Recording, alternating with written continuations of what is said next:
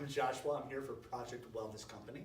I'm here to kind of demonstrate a little bit of what fascia training is and what it entails. I did a little article based on it. There's some great benefits for fascia training. What I'm going to do now is I'm just going to demonstrate a few types of fascia training with a couple different pieces of equipment. You can use a foam roller, which is the most common one, or a big PVC pipe. I also have a few balls here. You can use a tennis ball, or you can use a nice hard rubber ball.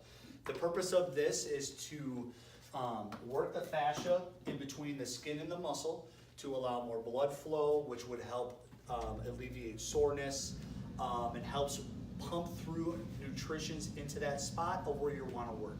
So let me kind of demonstrate a few spots on my own body with a few pieces of this equipment so that way you kind of get an idea of what I'm talking about. Kind of get a good stance. And the point of this demonstration and the point of this type of training is it needs to be done very slow and methodical and before you work out. I know a lot of people foam roll or use a pressure point with the balls after they work out, but it kind of defeats the purpose. You want to do this before you work out. In any type of training, whether it's strength training, CrossFit, marathon running, you want to do it before you work out. So you want to foam roll, you want to go up as high as you can, down as slow as you can. It is supposed to hurt. It's not supposed to feel very good. You can do this on your back. You can even do this on your leg. Here's a demonstration for your leg. Kind of go up, down the quad and the rectus femoris, on your vastus lateralis, and then you can kind of get inside your abductors, nice and slow, painful. It's not supposed to feel good.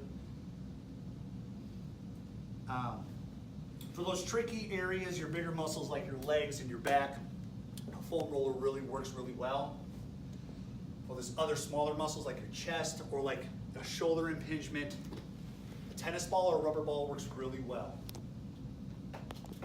You can either do this on the ground or you can do this on the wall. I'm going to demonstrate on the wall. So if I had an impingement here on my shoulder, I'm going to take the ball, I'm going to press up against that part and hold it there. I'm going to move it around just a little bit. That will help with the impingement, helps with blood flow to get more blood and nutrients into that muscle. Thank you for watching. If you guys have any questions, please feel free and go to our Project Wellness website and our Facebook page. Enjoy the article. Have a wonderful day.